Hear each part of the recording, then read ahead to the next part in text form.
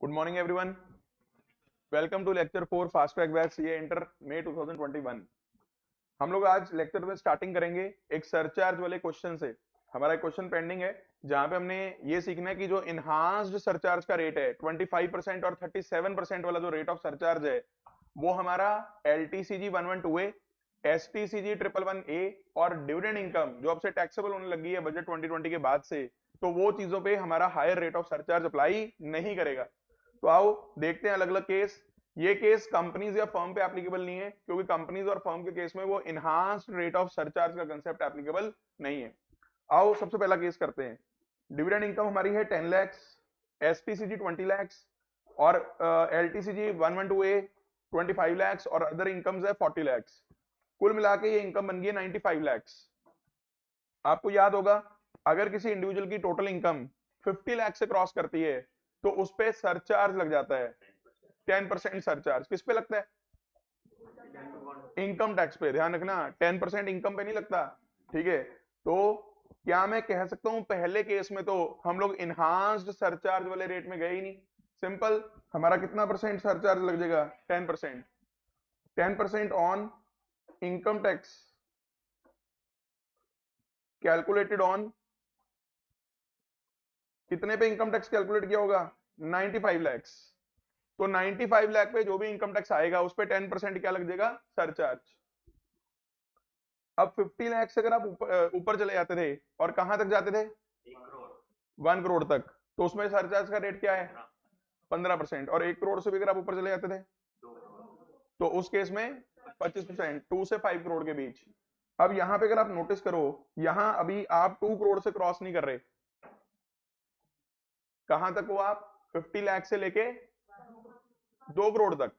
2 करोड़ तक वाली स्लैब है ना, मैं 1 करोड़ गलत बोल गया मेरे ख्याल। मैं एक सेकंड, मैंने क्या बोला? हाँ हाँ सॉरी, 50 लाख से 1 करोड़, वो ठीक है। 1 करोड़ से लेके 2 करोड़ तक 15%। अब यहाँ तो आप 1 करोड़ से लेके 2 करोड़ के बीच हो, यानी अभी भी कौन सा रेट नहीं लगेगा? 25 या 37 वाला नहीं लगेगा। तो यहाँ पे भी आपका कितना रेट आ जाएगा? 15% on income tax calculated on 1.85 crore. कोई डाउट तो नहीं? बस ये ध्यान रखना 1.85 करोड़ का जो टैक्स निकलेगा वो अलग अलग रेट्स के हिसाब से निकलेगा, क्योंकि किसी पे निकलना है 10%, किसी पे निकलना है 15%। 111A पे तो कितना निकलना है? 15, ठीक है। और इस पे 112A पे कितना निकलना है? 10, वो भी 10 लाख से ऊपर, 1 लाख से ऊपर वाला, 1 लाख से ऊपर वाला। अब अगला केस करते हैं। इसमें हमारी डिविडेंड इनकम कितनी है? 60, STCG 54, LTCG 55 और अदर इनकम्स हमारी हैं 3 करोड़। अब टोटल हमारा कितना बन रहा है? 4.69 करोड़, यानी अभी भी आप किससे एक्सीड नहीं कर रहे? 5 करोड़ से तो एक्सीड अभी भी नहीं कर रहे आप। तो अभी भी आप बताओ कितना रेट लगता रहेगा? 2 करोड़ से 5 करोड़ वाले में 25%, लेकिन ये तो इनहांस्ड रेट है सरचार्ज का, है ना, 25 और 37 वाला। तो अब आप मेरे को बताओ यहाँ पे हमें क्या करना पड़ेगा? जो तो टैक्स कैलकुलेट होगा 3 करोड़ पे, उस पे तो सरचार्ज लगेगा 25%। और जो टैक्स कैलकुलेट होगा हमारे इन पे, ये वाली 3 इनकम्स पे, इस पे रेट लगेगा हमारे सरचार्ज का 15%। तो आओ लिखते हैं इसको, 15% ऑन इनकम टैक्स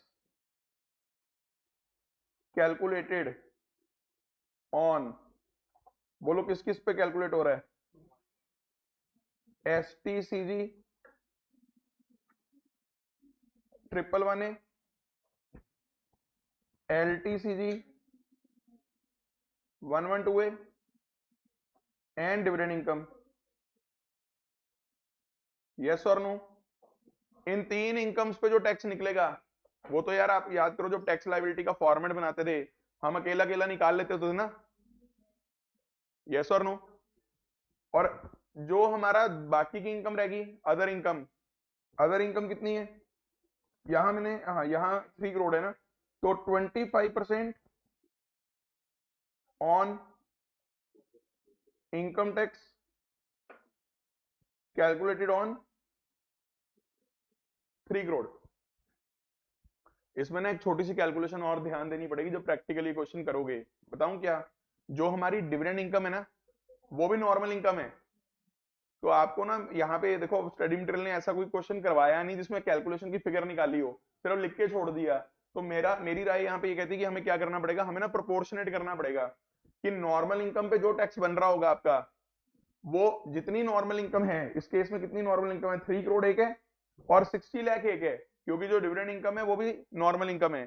तो जो भी नॉर्मल इनकम पे आपका टैक्स निकलेगा वो 3 करोड़ 60 लाख पे होगा। तो अगर ये डिविडेंड इनकम हमारी 60 लाख है तो आप क्या करोगे, अगर मान लो इसका टैक्स मान लो 30 लाख आ गया, तो 30 lakh divided by 3 crore 60 lakh multiplied by 60 lakh, कि 60 लाख के कंपोनेंट पे कितना टैक्स लग रहा है, उस अमाउंट पे आपको लगाना पड़ेगा 15% सरचार्ज।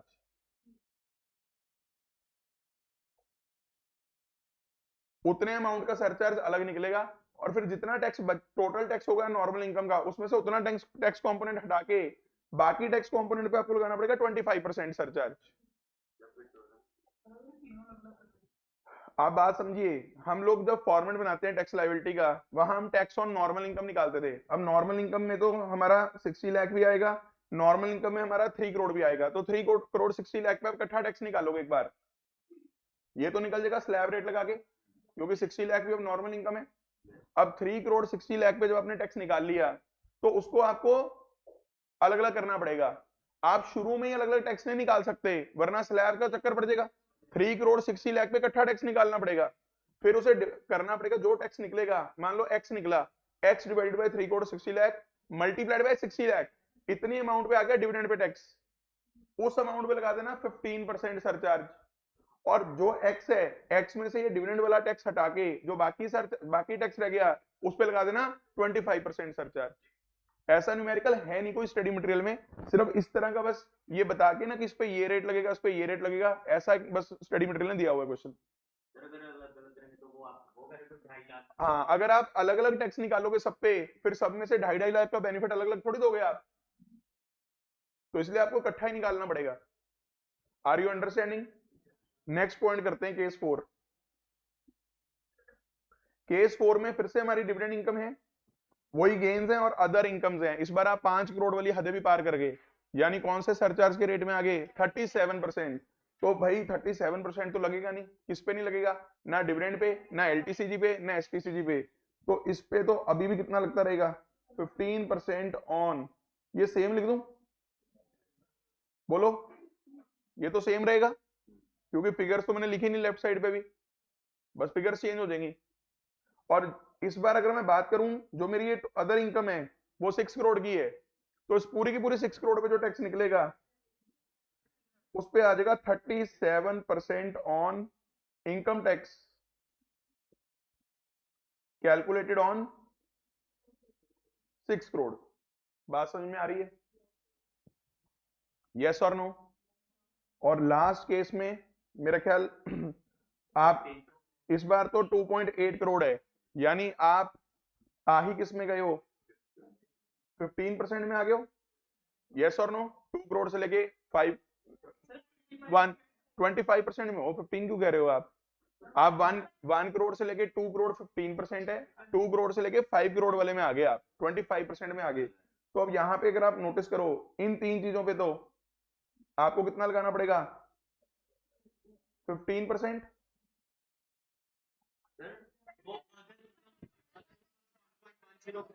अदर इनकम 1.10 करोड़ है। एक सेकेंड, इसको ना मैं एक बार के लिए चेक कर लेते हैं। यहाँ पे ये लास्ट केस है ना आपका, अच्छा इस केस में, अच्छा है ही हमारी वन, ठीक है ठीक है ठीक है, ये केस वो है जहां पे हमारा ये 3 चीजों की वजह से हम 2 करोड़ क्रॉस कर रहे हैं। ये वो वाला केस है जहां पे हमारी जो 3 इनकम्स है ना, एलटीसीजी, एसटीसीजी और डिविडेंड, इनकी बदौलत हमारा 2 करोड़ क्रॉस कर रहा है। तो 2 करोड़ जहां पे क्रॉस कर रहा है इनकी बदौलत, वहां पे भी आपका इनहांस सरचार्ज का रेट आपने नहीं लगाना। तो यहाँ पे आप एक काम कीजिए, रेट ऑफ सरचार्ज क्या रखें, 15। ये पहला केस है ना, जैसा पहला केस है ना, जैसे पहले 2 केस हैं उनमें भी सीधा सीधा एक रेट लग रहा है। यहां पे बस इस केस में खास क्या है, ड्यू टू दीज 3 इनकम्स हमारा क्या चेंज हो रहा है, स्लैब रेट।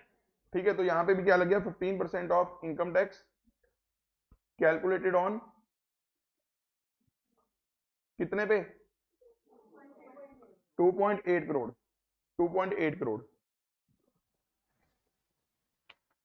तो आपको दो चीजें ध्यान रखनी है, एक तो कभी भी इन तीन इनकम्स पे डिविडेंड 112 है और 111 है, एक तो इन पे कभी भी आपने 25 और 37 वाला रेट नहीं लगाना, एक बात तो ये याद रखनी है। और दूसरी बात, अगर इन तीन इनकम्स की वजह से असेसी का जो सरचार्ज रेट है वो 25% या 37 में जा रहा है, अगर आप बाकी के केस चेक करोगे ना, ये जो दो केस हमने और किए हैं जहां पे इनहांस रेट लगाया है, वहां ऑलरेडी असेसी की जो अदर इनकम है वो बहुत ज्यादा है, जिस वजह से सरचार्ज का रेट हाई लगा है। तो due to these three incomes the rate of surcharge cannot be enhanced, number one thing, and number two thing, on these three things, on these three incomes, enhanced rate of surcharge which is 25% and 37% will not be imposed in any case। यहां पे मैं एक चीज लिखवा भी देता हूं,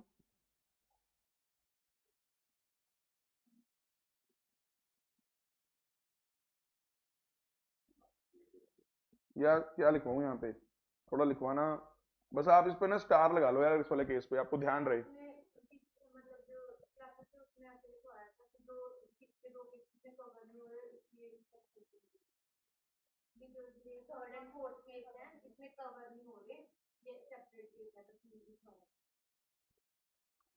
मतलब ये ना हमारे स्टडी मटेरियल में ऐसे केस दे रखे हैं कि 1 करोड़ से 2 करोड़, इनकी वजह से मतलब थोड़ा सा ना लंबे लंबे केस बना रखे हैं। आप माइंड में सिर्फ इतनी बात याद रखो, दो बातें मैं आपको कह रहा हूँ कि एक तो आपने वो रेट नहीं, इनहांस रेट नहीं लगाने, और दूसरा मैं आपको बोल रहा हूँ कि इनकी वजह से अगर हमारी रेट ऑफ सरचार्ज बढ़ रहे हैं तो वो उस वाले केस में आप इनहांस सरचार्ज नहीं लगाओगे नॉर्मल इनकम्स पे भी। बस ये बात आपको याद रखनी है। बोलो, क्लैरिटी है? हाँ जी। सर मान लो हमारी नॉर्मल इनकम 5% फिक्स है तो उसमें तो 37% लगा है, लेकिन जो स्पेशल वाली है वो 1 करोड़ से कम है, तो वो जो 1 करोड़ से कम होगी वो उस पर 15% लगाएंगे या 10%?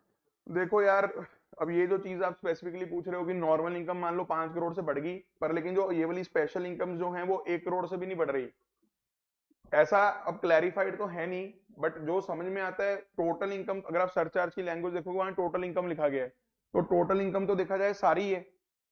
तो अगर आप 6 करोड़ क्रॉस, जैसे आप केस बना रहे हो 5 करोड़ और 80 लाख मान लो, तो टोटल इनकम तो 5 करोड़ 80 लाख होगी ना आपकी, समझ रहे हो मेरी बात? तो ऐसे केस में मेरी राय तो यहाँ पे ये कि 15% लगना चाहिए उसके ऊपर, ना कि 10%। ये मेरा ओपिनियन है कि वो जो दो तीन स्पेशल इनकम्स होंगी ये वाली, वैसे तो डिविडेंड अब स्पेशल इनकम नहीं है, डिविडेंड नॉर्मल इनकम है, पर यहाँ पे ये इनहांस सरचार्ज के लिए थोड़ा सा स्पेशल रखा है।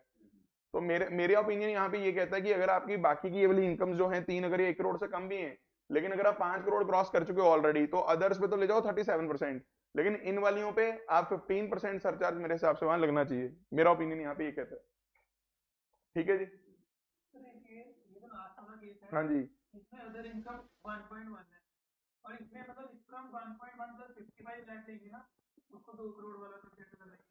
1 पॉइंट नहीं नहीं, आप टोटल इनकम तो देखो ना यार, 2.8 करोड़ में तो सब कुछ ही आएगा ना, आप 1.1 में सिर्फ 55 लाख थोड़ी जोड़ोगे इसका वाला नहीं सब बोल रहा टैक्स कैलकुलेट करने के लिए। सर, नहीं जैसे आपने कहा कि 2.8 करोड़ ऊपर वाली तीन की वजह से हुआ है, तो मैं उसके लिए बोल रहा हूँ कि जैसे सिर्फ एसटीसीजी और एनटीसीजी से हुआ होता, मतलब कि डिविडेंड इनकम और अदर इनकम को देखते हैं ना हम 2 करोड़ की तरह। गलत कह रहे हो सर आप, मैं वही कह रहा हूँ 2 करोड़ देखने के लिए सब कुछ देखोगे आप, क्योंकि टोटल इनकम वर्ड यूज है ना, एलटीसीजी और एसटीसीजी 111 ये भी तो टोटल इनकम का पार्ट है। ये 2.8 करोड़ में तो सब कुछ ले रखा है ना। बस हमें प्रॉब्लम क्या है कि अगर हम वो तीन कंपोनेंट छोड़ देते तो हम 2 करोड़ से नीचे थे, तो जब हमने वो तीन कंपोनेंट जोड़ के देखे तो हम किससे क्रॉस कर गए? 2 करोड़ से क्रॉस कर गए, उस वजह से रेट बढ़ गया हमारा, तो वो नहीं हमने बढ़ाया, वो लगाया, बस ये बात है। ठीक है जी। हाँ जी। अगर देखो इन तीन इनकम्स का ही अगर ग्रॉस 2 करोड़ से बढ़ गया तो उस केस में भी हम 15% रेट ही लगाएंगे, क्योंकि हायर रेट इन पे लगाना ही नहीं है, इन वाली इनकम्स पे हायर रेट इन वाली इनकम्स पे लगाना ही नहीं है। वैसे केस बहुत सारे बन सकते हैं, ये एग्जॉस्टिव केस नहीं है, बट एक बार समझने के लिए मोटा मोटा कि क्या है वो आपको बेसिक बात समझ में आ गई होगी। अगर आप ऊपर लाइन में देखो ना, enhanced surcharge of 25% and 37% has been withdrawn on income tax payable at special rates on this और एक मैंने नया कर दिया एंड डिविडेंड इनकम। समझ गया आप? तो हायर रेट कभी लगाना ही नहीं। और दो बातें मैं कह रहा हूं, एक तो इन पे हायर रेट नहीं लगाना इनके इनकम टैक्स पे, दूसरा इनकी वजह से हायर रेट में शिफ्ट नहीं करना। बस ये दो बातें कह रहा हूं मैं। यस और नो?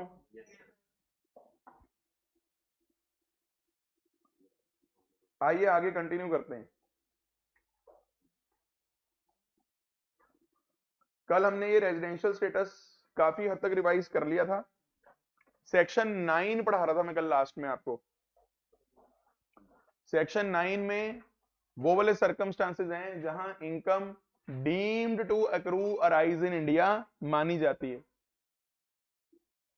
देखिए सिर्फ प्रोविजंस रिवाइज करके बात नहीं बनेगी जब तक आप मेन कॉपी में से हमारे करवाए हुए क्वेश्चंस को रिवाइज नहीं करोगे। मैं बहुत क्लियरली आपको ये चीज कह रहा हूं, revision of main book and main notebook is more important than only this revision lecture. ये रिवीजन लेक्चर का सिर्फ पर्पस पता क्या है कि एक टारगेट हो आपके पास कि घर जाके आज मैंने इतना रिवाइज करना है भाई मेन बुक में से, तो मजा है। समझ रहे हो मेरी बात? यस और नो? तो सुनिएगा कौन कौन सी इनकम्स और हैं जिनको deem to accrue arise in India माना गया। कुछ तो हमने कल पढ़ लिया था, कुछ आज हम और पढ़ेंगे। अब यहां ना एक टेबल बना रखे हमने, इस टेबल को ही सीधा समझना। और वैसे काफी लंबी चौड़ी प्रोविजन है एक्ट में, हमने थोड़ा इसको समराइज किया हुआ है। ठीक है, तो सुनिए, इनकम अर्न कोई भी कर रहा हो, ये तीन इनकम्स की बात कर रहा हूं मैं यहां, चाहे कोई रेजिडेंट कमाए चाहे कोई नॉन रेजिडेंट कमाए। एक बात बताऊं, रेजिडेंट तो बेचारा ना भक्त आदमी है, वो तो इतना शोर मचाता ही नहीं कि मेरी income accrue arise in India कर रही है कि नहीं कर रही है, क्योंकि उसे पता है चाहे करे चाहे ना करे मेरे को तो टैक्स देना है। जो एनआर होता है ना, एनआर नॉन रेजिडेंट, उनमें करारियां अड़ती हैं। नॉन रेजिडेंट कोशिश करता है कि उसकी income accrue rise in India ना करे, तो वो इंडिया को टैक्स नहीं देता। लेकिन एक्ट में कुछ स्पेसिफिक प्रोविजंस बना दी कि आपका स्टेटस कुछ भी हो, हमने इनकम को ही deem to accrue arise in India कर देना है, तो आपका स्टेटस कुछ भी हो हमें फर्क ही नहीं पड़ता। तो इसमें पहली चीज तो है इंटरेस्ट ऑन लोन, दूसरी चीज है रॉयल्टी, और तीसरी चीज है फीस फॉर टेक्निकल सर्विसेज। अब इसमें ना इस टेबल को पढ़ने के लिए हम ना एक वर्ड यूज करते हैं, सोर्स रूल। क्या यूज करते हैं? मैं यहाँ पे लिख भी देता हूं, यहाँ पे हम वर्ड यूज करते हैं सोर्स रूल। सोर्स रूल का मतलब ये होता है, इस टेबल में हम ये बोलते हैं कि किसको इनकम हो रही है हम ये नहीं देख रहे, हम ये देखते हैं कहां से इनकम हो रही है, या जिस सोर्स से आपको इनकम हो रही है उसने उसका यूज क्या करा, उस पैसे का या उस सर्विस का जो आपसे ली, क्योंकि आपको इनकम हो रही है ना। अगर इंटरेस्ट ऑन लोन है तो बताओ आपने लोन दिया होगा या लोन लिया होगा? लोन आपने दिया होगा, तभी आपको इंटरेस्ट इनकम हो रही है। तो हम ये नहीं देखेंगे कि लोन किसने दिया, हम ये देखेंगे लोन किसने लिया और उसने उसे यूज कहां किया। और जो मैंने टेबल में लिखा हुआ है अगर आप उसमें फॉल कर गए तो समझ लो ये income deem to accrue arise in India, फिर आपका स्टेटस कुछ भी हो। और इसके नीचे ना एक लाइन लिखी है मैंने, नोट, जो income deem to accrue arise in India करेगी नॉन रेजिडेंट को, वो हमेशा टैक्सेबल होगी उसके हैंड्स में, irrespective of his territorial nexus. ये वर्ड यूज होता है एक्ट में, टेरिटोरियल नेक्सस। नेक्सस होता है कनेक्शन, मतलब वो आदमी जितना मर्जी बोलता रहे कि मैं तो कभी इंडिया आया ही नहीं, मेरा तो इंडिया में घर नहीं है, मैं तो इंडिया में कोई ऑफिस भी नहीं सेटअप है, मैंने तो कभी इंडिया के दर्शन ही नहीं करे, मैंने तो सिर्फ गूगल पे देखा है इंडिया, मैं कभी इंडिया आया ही नहीं, मेरा कोई नेक्सस नहीं है इंडिया के साथ, मैं क्यों टैक्स दूं इसके ऊपर? आप जो मर्जी बोलते रहो, अगर income accrue arise in India deemed होगी irrespective of your territorial nexus, that income is taxable in your hands. इतनी बात क्लियर है? अब सुनिए, हमने कहा लोन पे इंटरेस्ट मिल गया, कहते अच्छी बात है, मिला किससे ये देखो, हमने कहा भारतीय सरकार से, चाहे वो सेंट्रल गवर्नमेंट चाहे वो स्टेट गवर्नमेंट। हमारा एक्ट बोलता है जिस भी व्यक्ति को भारतीय सरकार से इंटरेस्ट इनकम होगी, बताओ भारतीय सरकार लोन दे रही है या लोन ले रही है? लोन ले रही है, और बदले में ब्याज, तो जिसको ब्याज मिलेगा deem to accrue arise in India, कोई कंडीशन नहीं है। और ये नहीं लिखा हुआ पैसा कहां यूज करना है कहां नहीं करना, फर्क ही नहीं पड़ता, deem to accrue arise in India. पहला पॉइंट क्लियर है? दूसरा, ऐसे पढ़ना है टेबल, ऐसे इस तरह इस तरह इस तरह, समझ रहे हो? तो पहले मैं पहले वाला कांटा ये वाला पूरा करूंगा, ये वाला। दूसरा, इंटरेस्ट ऑन लोन, किसको इनकम हुई, हो गया ना गलत, इनकम किसी को भी हो रही हो, सोर्स रूल है, किससे इनकम हुई ये देखो, ऊपर चेक करो ना, interest royalty technical fees paid by, क्या तो रहा हूं सोर्स रूल है, किसको इनकम हुई ये नहीं देखना, कहां से, सोर्स रूल भाई। Are you understanding? तो अब किससे इनकम हुई? रेजिडेंट, यानी कोई इंडिया का आदमी रामू शामू इंडिया में लोन ले रहा होगा, ले किससे रहा होगा? शायद बाहर वाले से, और उसको इंटरेस्ट इनकम आ गई बाहर के अकाउंट में ही सीधा। अब वो क्या शोर मचा रहा है, ये इनकम मेरी क्रू राइज इन इंडिया थोड़ी हुई, मैं तो कभी इंडिया आया ही नहीं, मैंने तो ऑनलाइन पैसे ट्रांसफर किए, ऑनलाइन ही मेरे पास ब्याज आ गया थ्रू बैंकिंग, नेट बैंकिंग। हमने कहा नहीं, ऐसे नहीं, हम चेक करेंगे लोन किसने लिया, किसी रेजिडेंट ने। वो कहते हैं हाँ, उस लोन के अमाउंट को यूज कहाँ किया? वो कहता है इंडिया में। किस पर्पस के लिए? इंडिया में किसी कंपनी के शेयर ले लिए तो भी crew arise in India, India में हाउस प्रॉपर्टी खरीद ली तो भी क्रू राइज इन इंडिया। यानी वो आदमी किसी भी पर्पस के लिए यूज कर ले इंडिया में, तो आपके लिए इनकम क्या हो जाएगी? Deem to accrue arise in India. लेकिन अगर क्वेश्चन बोलता है रामू ने लोन लिया जॉन से, जॉन बाहर का आदमी है, और रामू ने लोन का अमाउंट यूज कर लिया सिंगापुर के एक बिजनेस में, वहां इन्वेस्ट कर दिया, तो फिर ये जॉन के लिए income, interest income deem to accrue arise in India नहीं। क्या आपको मेरी बात क्लियर है? और अगर ये लोन लिया है किसी नॉन रेजिडेंट ने, तो वहां हमारी शर्त कहती है कि जिसने लोन लिया है वो उसे यूज कर ले इंडिया में ही, बस किसी बिजनेस या प्रोफेशन में। पूरे टेबल में अगर आप देखोगे ना, हर जगह आपको any purpose, any purpose, any purpose, any purpose in India मिलेगा, एनी पर्पस इन इंडिया, सिर्फ यहां छोड़ के। गवर्नमेंट वाले केस में तो वैसी कोई कंडीशन नहीं, आप चेक कर लो। क्या आपको मेरी बात समझ में आ रही है? सिर्फ कौन से केस में लॉ बोलता है कि सामने वाला जो नॉन रेजिडेंट है वो उसे यूज करे अमाउंट को बिजनेस प्रोफेशन में, इंटरेस्ट ऑन लोन। हो सकता है आने वाले टाइम पे अमेंडमेंट आ जाए इसके अंदर, हो सकता है यहां भी एनी पर्पस इन इंडिया आ जाए, कोई बड़ी बात नहीं है, बट आज की डेट में क्या है? बिजनेस और प्रोफेशन इन इंडिया। क्या सबको इंटरेस्ट ऑन लोन का टेबल क्लियर है? फिर आता है रॉयल्टी। बताओ रॉयल्टी में होता क्या है? कोई अपना इंटेंजिबल एसेट यूज करने के लिए दे रहा होगा और बदले में क्या कमा रहा होगा? जैसे कोई पेटेंट दे दिया किसी को, या कोई नो हाउ किसी को दे दिया, और बदले में क्या? रॉयल्टी कमा ली। अब यहां भी ये देखना रॉयल्टी कहां से कमाई। अगर तो भारतीय सरकार से कमाई, always deem to accrue arise in India. अगर किसी एक ना यहाँ पे अमाउंट की जगह ना, अमाउंट की जगह हम यहां लिखना चाहेंगे बस रॉयल्टी का जो राइट होगा, right use for any purpose in India. Amount नहीं ना आएगी यहाँ पे सामने वाला अमाउंट थोड़ी ले रहा है, कोई राइट ले रहा होगा ना रॉयल्टी के बदले में, यस और नो। और टेक्निकल सर्विस, समझ रहे हो? समझ रहे हो? अगर तो टेक्निकल सर्विस किसने ली है? गवर्नमेंट ने, और उसकी फीस पे करी है किसी को भी, वो deem to accrue arise in India है। लेकिन अगर टेक्निकल सर्विस ली है किसी रेजिडेंट ने या नॉन रेजिडेंट ने, तो वो तभी क्रू राइज इन इंडिया होगी अगर वो सर्विस का जो पर्पस है वो इंडिया के किसी पर्पस के लिए। क्या आपको मेरी बात समझ में आ रही है? इस टेबल पे ना काफी न्यूमेरिकल्स आपके मेन बुक के अंदर हैं, अगर आपने नोटिस किया हो। जो हमारे मेन बुक है, क्वेश्चन बैंक भी है जो हमारा, और जो मेन बुक के एग्जांपल्स हैं उसमें आपको मिलेंगे इसके सवाल, तो प्लीज जाके रिवाइज कीजिए आज। एक इसमें ना क्वेश्चन बैंक में बुक में जो क्वेश्चन है उसमें हेली लिमिटेड वाला क्वेश्चन है, एक तो Hailey limited foreign company, 7 marks का क्वेश्चन है वो, मैं करवाता हूँ क्लास में वो, ठीक है, पेपर में आया था वो। और एक कुला सेकरा वाला क्वेश्चन है। सारे क्वेश्चन पढ़ोगे ना आपको अच्छा लगेगा। कुछ क्वेश्चंस वो वाले कमेंट वाले कि कमेंट करो ये इंडिया में टैक्सेबल होगा कि नहीं होगा, तो एक एक पार्ट करके आप कमेंट करते रहे। प्लीज इसकी प्रैक्टिस कर लो, एग्जाम के लिए इंपॉर्टेंट है। हाँ जी,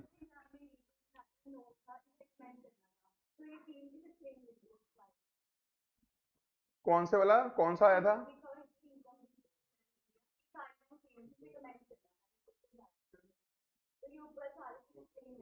नहीं, क्वेश्चन डिपेंड करता है ना, क्वेश्चन मांग क्या रहा है, कितने मार्क्स का क्वेश्चन है, वो सारी चीज डिपेंड करेगी। 3 मार्क्स का क्वेश्चन था, पर क्वेश्चन में पूछा क्या हुआ था? यही टेरिटोरियल नेक्सस वाली। तो इसके अंदर तो आपको ये समझाना पड़ेगा ना कि जो इनकम, आप ना बुक खोलना, बुक के अंदर मेन समझा रखा है मैंने, टॉपिक दे रखा है पूरा। आप बुक ध्यान से नहीं पढ़ते हो कई बच्चे, तो वहां दिक्कत आती है। मैं आपको दिखाता हूँ, अगर मैं एक सेकंड यहाँ पे, मेन बुक खोलने में यहाँ पे थोड़ा टाइम लग जाएगा, लेकिन आपको कितना पेज है? 49 पेज पे आपको टॉपिक दे रखा है पूरा। तो अब यहाँ तो मैंने समरी में एक लाइन पढ़ाई है, लेकिन बुक में तो 3 नंबर का कंटेंट है ही आपके पास ऑलरेडी। मैं तो पहले ही आपको कह रहा हूं कि सिर्फ समरी पढ़ के पेपर नहीं क्लियर होगा। समरी का सिर्फ मकसद है आपकी अभी रेगुलरिटी बनानी है, और कुछ नहीं है। और एग्जाम वाले दिन आके आप समरी पढ़ सकते हो, क्योंकि उस दिन फिर इनकम टैक्स और जीएसटी दोनों रिवाइज कई बार नहीं हो पाते। कितना नंबर पेज बता रहे हो आप? 49।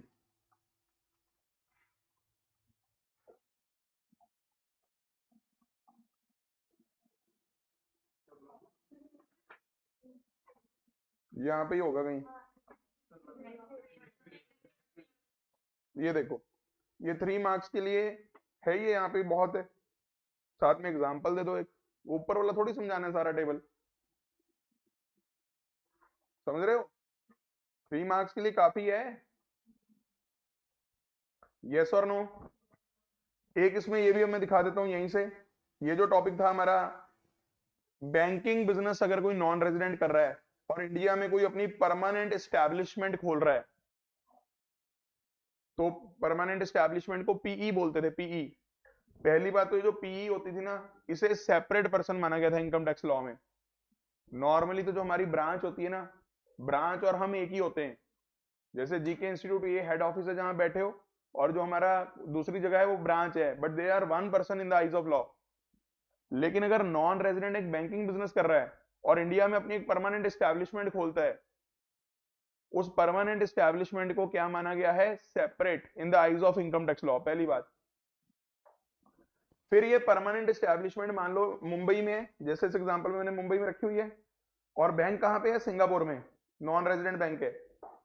अब पीई इंडिया में काम करके इंटरेस्ट कमा रही है, वो इंटरेस्ट कहां जा रहा है? एबीसी बैंक के पास, समझ रहे हो?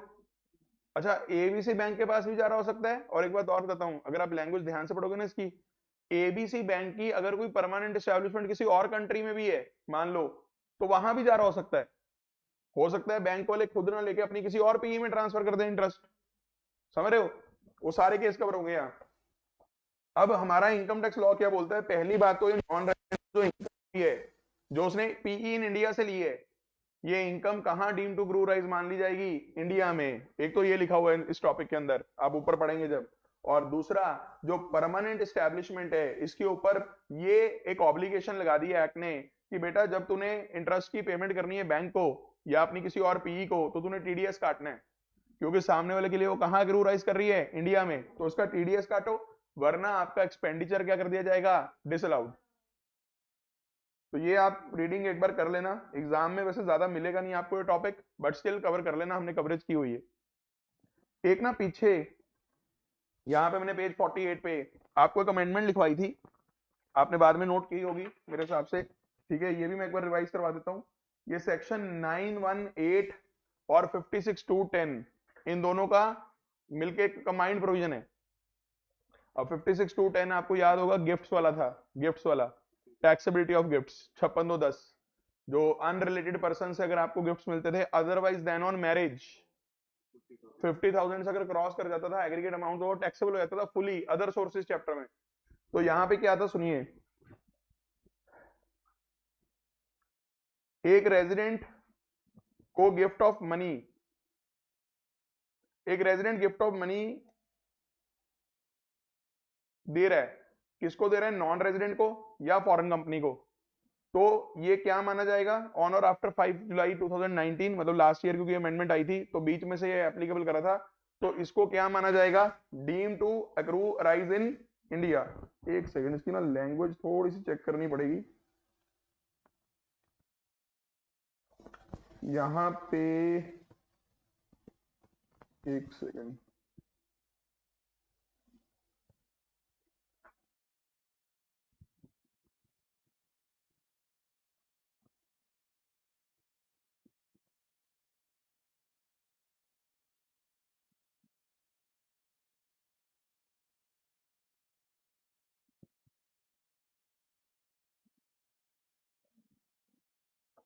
ये देखिए टॉपिक ना अदर सोर्सेज के अंदर मैंने यहाँ पे लिखा हुआ है, ए,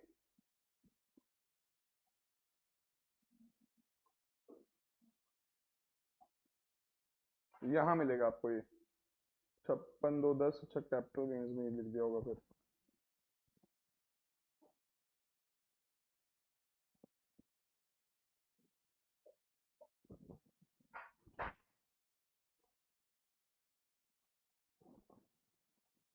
कैपिटल गेन्स वाली बुकलेट आपकी अलग थी ना, वहां पे आपको ये मिलेगा जहां 56 to 10 मैंने कवर किया हुआ है।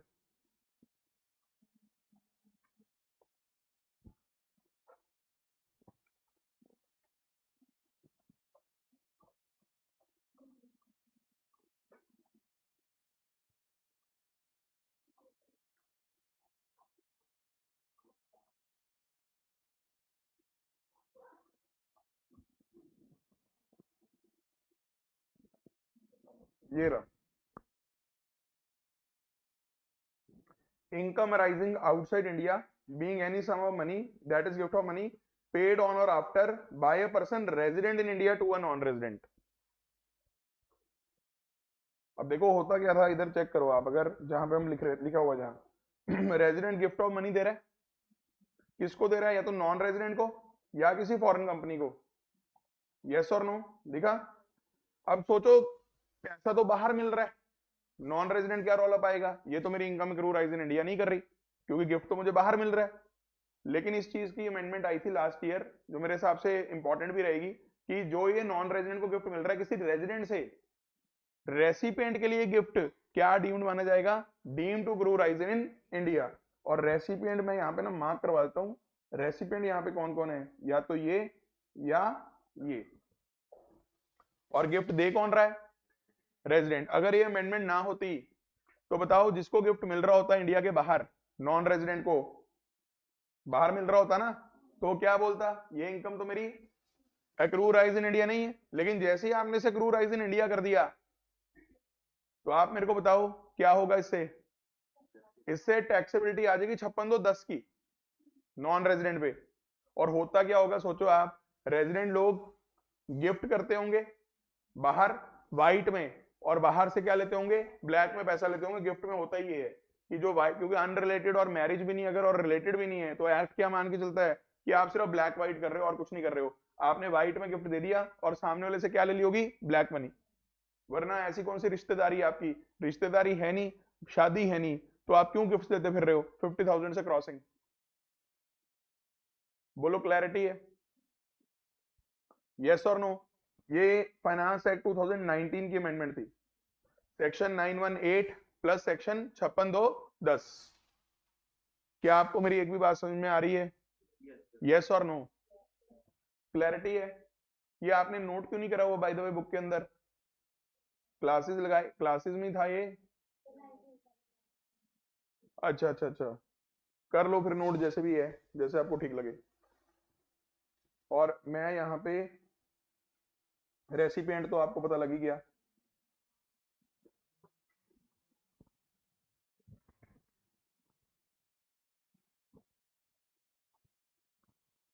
और एक चीज और लिखा देता हूं, गिफ्ट ऑफ मनी,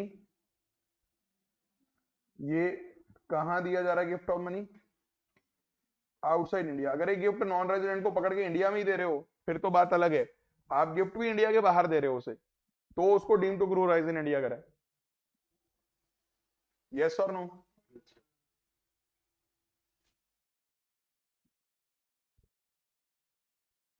चलेगा। इसके अलावा ये पीई वाला टॉपिक हमारा हो गया, ठीक है। बाकी मेन नोट्स तो आप आज रिवाइज करना, इसके आगे हमारे पास समरी में क्या चल रहा है वो मैं आपको दिखाता हूँ। एक मिनट सर, एक सेकेंड, हाँ जी बोलो। बताता हूँ मैं, ठीक है सुनिएगा। इसके आगे ये परमानेंट एस्टेब्लिशमेंट वाला टॉपिक आप कर लेना यहाँ से, ये भी हो जाएगा। और लास्ट में एक टॉपिक हमने छोटा सा रखा हुआ है जिसके अंदर की आपको ये क्लियर हो कि कौन कौन सी चीज किसके लिए टैक्सेबल है। देखो वो वाला टेबल तो ऊपर ही चला गया, ये वाला ये वाले 3 पॉइंट्स तो मैंने यहीं डाल दिए सेक्शन 5 में, ये वाले आरओआर और एनओआर वाले जो 3 कैटेगरीज है इनकम की, वो तो इस टेबल में आ गई, यस और नो। अब इसके अलावा कोई और इनकम अगर छोटी मोटी और पूछ लेता है जो, वो मैं बता देता हूँ। एक तो आप ना मेन नोट्स के अंदर भी टेबल बना हुआ है आपके, वहां पे एक तो डिविडेंड फ्रॉम इंडियन कंपनी ठीक कर लेना, आपने वहां पे इसको एग्जाम्प्ट किया होगा, 115 बीबीडीए लगा रखा होगा। अब ये तीनों के लिए टैक्सेबल है अमेंडमेंट के बाद। कौन से एडमेंट टैक्सेबल है, अदर सोर्सेज, किस रेट पे, slab rate, slab rate, agricultural income in India तीनों के लिए एग्जाम्प्ट है। कई बार बच्चे ना कुछ गलती क्या कर देते हैं, एग्रीकल्चरल इनकम इन इंडिया सोच जाते हैं नॉन रेजिडेंट के लिए एग्जाम्प्ट नहीं है, ऐसा नहीं है। Agricultural income outside India taxable है, वो तो रेजिडेंट के लिए भी टैक्सेबल है, लेकिन agricultural income in India is exempt for everybody. कौन से सेक्शन में? 10(1). यस और नो? फिर एक पॉइंट आता है इस चैप्टर में बहुत, past untaxed profits brought in the current year. तो यार पुराने साल के जो प्रॉफिट्स हैं जो अनटैक्स्ड हैं, अब उस टाइम क्यों टैक्स नहीं हुआ, क्यों हुआ, क्यों नहीं हुआ, उन चीजों में ना जाके करंट ईयर में आप उसकी टैक्सेबिलिटी नहीं लेकर आओगे किसी भी स्टेटस में। फिर एक पॉइंट आता है रेमिटेंस टू इंडिया।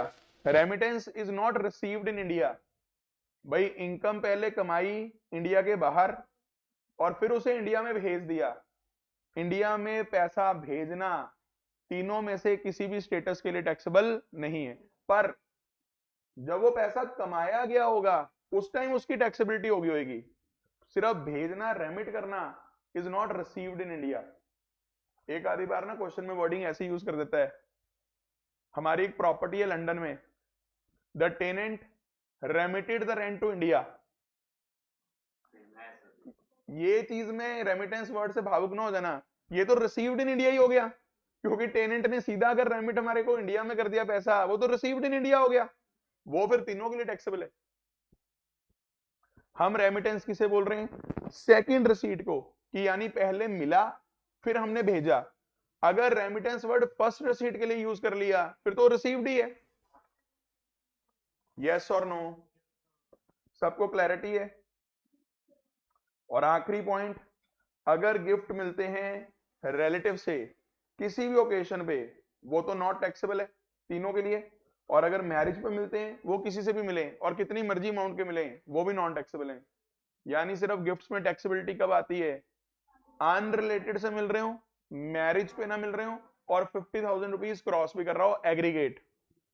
एग्रीगेट एक पर्सन का या जितनों से भी गिफ्ट मिल रहा है मुझे, जितनों से भी मिल रहा है। अगर मान लो आप ये भी यहाँ पे 20 बच्चे बैठे हो घर, तो अगर आप सारे मुझे 3-3 हजार रुपए का गिफ्ट दे दोगे कल, ठीक है, 3,000 रुपीज का गिफ्ट अगर आप कल ले आओ सारे, तो मेरे लिए during the previous year 50,000 cross कर गया। सारे अनरिलेटेड पर्सन हो, मैरिज हो चुकी है, ठीक है, तो मैं मैरिज पे तो आया नहीं कुछ आपकी तरफ से, तो वो एग्जाम्प्ट हो जाता। लेकिन हम मैरिज के बिना अगर आप देते हो तो वो चीज हमारे लिए क्या हो जाएगी? टैक्सेबल। क्या आपको बात समझ में आ रही है?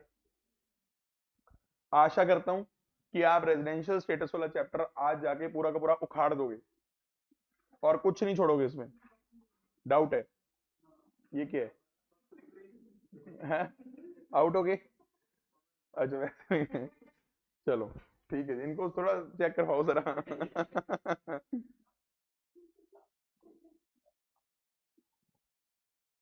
अगला चैप्टर आपकी बुक में है agricultural income in India and it's tax treatment. Yes और नो? सही कह रहा हूं? अब सुनिए, सभी बच्चे जानते हैं जो एग्रीकल्चरल इनकम हम इंडिया से अर्न करते हैं वो सेक्शन 10 क्लॉज 1 में एग्जाम्प्ट है। किस हेड में नजर आती है एग्रीकल्चरल इनकम? किसी भी हेड में नजर नहीं आती बदतमीजों। एग्जाम्प्ट है जब, क्यों किसी हेड में शो कर रहे हो? जो एग्जाम्प्ट है does not form part of total income, मत दिखाओ किसी हेड में। हेड लगाओ, ब्रेन लगाओ। लेकिन अगर एग्रीकल्चरल इनकम अर्न हुई इंडिया के बाहर, वो टैक्सेबल है। वो किस हेड में टैक्सेबल है? Other sources. क्या सबको पहला पॉइंट समझ में आ गया? सवाल ये उठता है जहन में कि आखिर ये एग्रीकल्चरल इनकम का मतलब क्या है। तो एग्रीकल्चरल इनकम का जो मीनिंग दे रखा है वो दे रखा है section number 2 clause number 1A। Divansh ji, ये क्लॉज है कि सबसेक्शन है? अगर तो मतलब सेक्शन 2 है वो रिलेटेड होती है तो वो सबसेक्शन है, अगर नहीं तो फिर वो क्लॉज है। तो ये क्लॉज हुआ कि सबसेक्शन हुआ? क्लॉज होगा शायद। सेक्शन 2 क्लॉज है इसके अंदर, क्योंकि सेक्शन 2 में सारी डेफिनेशंस हैं। तो डेफिनेशंस जो होती हैं अलग अलग वो सारी अनरिलेटेड होती हैं एक दूसरे से, तो इसलिए सेक्शन 2 में क्या है? क्लॉजेस। कोई और सेक्शन बताओ जिसके अंदर मैंने क्लॉज बताया हो। सेक्शन 10। सेक्शन 10 में भी सारी जो एग्जम्पशंस हैं वो अलग अलग है, इसलिए मैं 10 सबसेक्शन 1 नहीं बोलता, मैं 10 क्लॉज 1 बोलता हूँ। यस और नो? तो 1 में आगे 3 सब क्लॉज हैं, सब क्लॉज क्लॉजेस में जाके हमारी एग्री फाइंड है। तो 3 पॉइंट क्या क्या आते हैं? अगर आपको इनकम होती है, income from letting out of agricultural land, लेकिन किस पर्पस के लिए? एग्रीकल्चरल पर्पस के लिए। एक क्वेश्चन आता है इसके अंदर, अदर सोर्सेज में पढ़ा हुआ है कि एक आदमी ने अपना एग्रीकल्चरल लैंड लेट आउट करा है और उसमें फिल्म की शूटिंग हो रही है। बड़ी बार हम फिल्मों में देखते हैं ना, गाने वाने खेतों में शूट हुए होते हैं। डीडीएलजे का एग्जांपल दिया था मैंने, तुझे देखा तो ये जाना सनम, है वो सारा खेतों में ही शूटेड है। अब वो शाहरुख खान की जमीन तो होगी नहीं ना, प्रोड्यूसर की है, डायरेक्ट में भी रेंट पे लियो, तो उसको जो रेंटल इनकम हो रहा होगा, बताओ किसे लेट आउट करके रेंटल इनकम हो रही है? Agricultural land. पर क्या वो रेंटल इनकम एग्रीकल्चरल इनकम कहलाएगी? न्यू, क्यों नहीं कहलाएगी? क्योंकि वो एग्रीकल्चरल नहीं है, दैट इज नॉट खेती बाड़ी। यस और नो? तो letting out of agricultural land for agriculture purposes is agricultural income, अगर उससे आपको रेंटल इनकम हो जाए। दूसरी चीज एग्रीकल्चरल इनकम में क्या आती है? Income from basic and subsequent operations, इसको भी डिस्कस करते हैं अभी। और तीसरी इनकम फ्रॉम फार्म बिल्डिंग।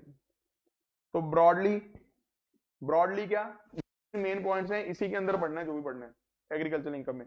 पहले एग्रीकल्चरल इनकम का मीनिंग समझते हैं प्रॉपरली, फिर उसका क्या समझते हैं? Tax treatment.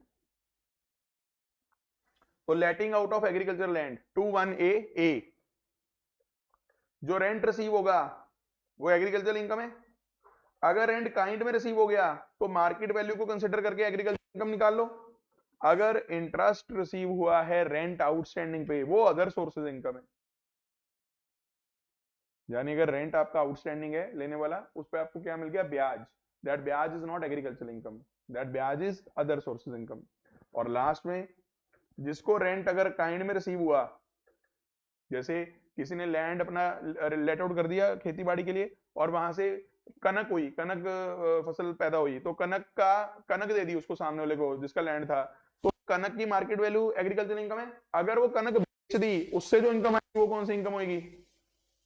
वो भी एग्रीकल्चर इनकम है, ध्यान रखना, क्योंकि दैट इज ओनली कनक का कन्वर्जन इनटू कैश। लेकिन जिसको कनक आप बेचोगे, अगर वो आगे कनक बेचेगा, वो उसकी एग्रीकल्चर इनकम नहीं, वो उसकी फिर PGBP other sources as the case में भी। यस और नो? एक बार पढ़ के कंप्लीट करो, समझ में आ रहा है?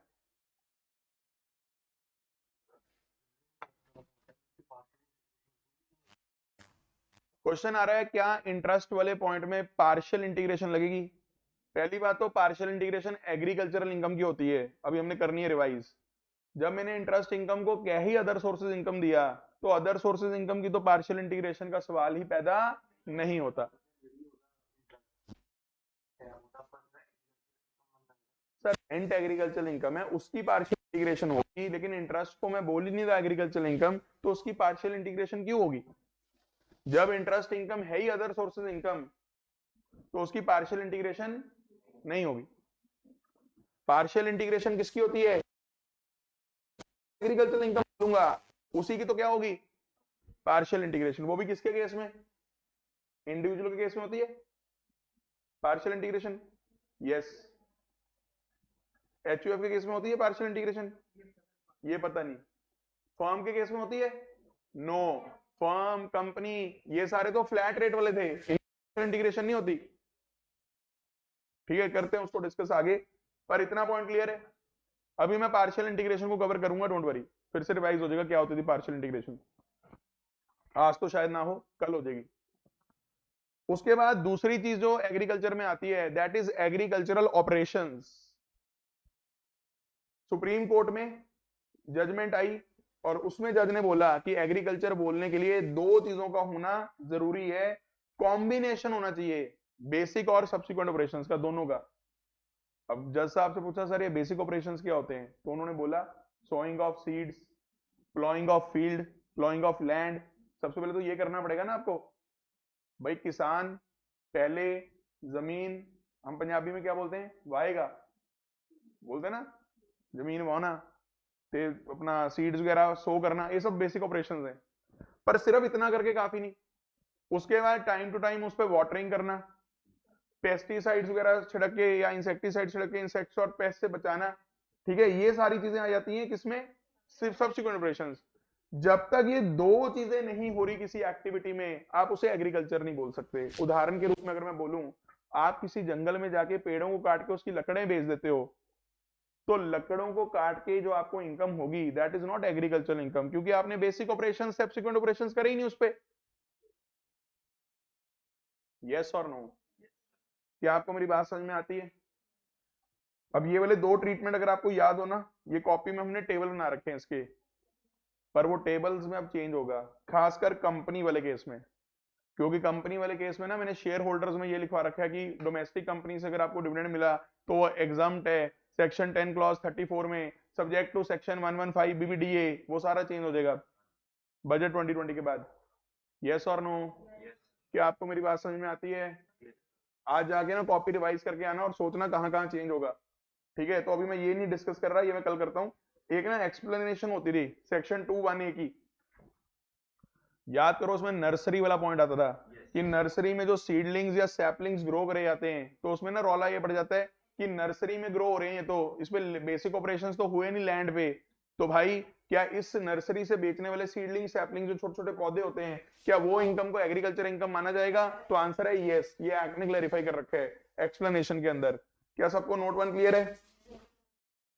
अगर किसी किसान भाई को इंश्योरेंस कंपनी से कंपनसेशन मिल जाता है, अगर उसकी जो क्रॉप है वो डैमेज हो जाती है और उसके बदले उसे कंपनसेशन मिल जाता है, क्या वो एग्रीकल्चर इनकम कहलाएगी? यस, क्योंकि it is as good as कि आपने फसल बेच के पैसे ले लिए, बस यहाँ फसल खराब होकर पैसे मिल गए, अल्टीमेटली वो है कौन सी इनकम? एग्रीकल्चर। ये है नोट नंबर 2। नोट नंबर 3 सुनिए, आपके पास एक लैंड पड़ा है, आपने वो कैटल्स को ग्रेजिंग के लिए दे दिया, मतलब कैटल्स को क्या, कैटल्स के मालिक को दे दिया। अब वो जो कैटल है वो एग्रीकल्चर में यूज होती है। कौन सी कैटल वहां घास खा रही है? जो अल्टीमेटली एग्रीकल्चर में यूज हो रही है। तो एक तरह से ना ये भी आपकी लेटिंग आउट ऑफ लैंड होगी फॉर एग्रीकल्चर पर्पस। तो इससे जो लीज रेंट आपको मिलेगा वो भी आपकी कौन सी इनकम होगी? Agriculture income. फिर कुछ इनकम्स ऐसी लिखवा रखी हैं इस चैप्टर के अंदर जिन्हें एग्रीकल्चर इनकम नहीं माना गया। याद रखिएगा, एग्रीकल्चरल लैंड लेट आउट करके तो एग्रीकल्चरल इनकम हो सकती है, लेकिन एग्रीकल्चरल लैंड को ट्रांसफर करके बेचकर कभी भी एग्रीकल्चरल इनकम नहीं हो सकती। अब उसमें आपको देखना पड़ता है कि कैपिटल गेन निकलेगा कि नहीं निकलेगा। वो मैं कहता हूं डिपेंड करेगा कि एग्रीकल्चरल लैंड कौन सा था। अगर तो एग्रीकल्चरल लैंड अर्बन है, अर्बन एरिया में है, फिर तो उस पर कैपिटल गेन निकलेगा, कंडीशंस वगैरह कुछ नहीं है, कैपिटल गेन निकलेगा। वो कंडीशंस वाली जो चीज सोच रहे हो सेक्शन 10 क्लॉज 37 है, वो बात की बात है, वो तो कंपलसरी एक्विजिशन में लगती है सिर्फ।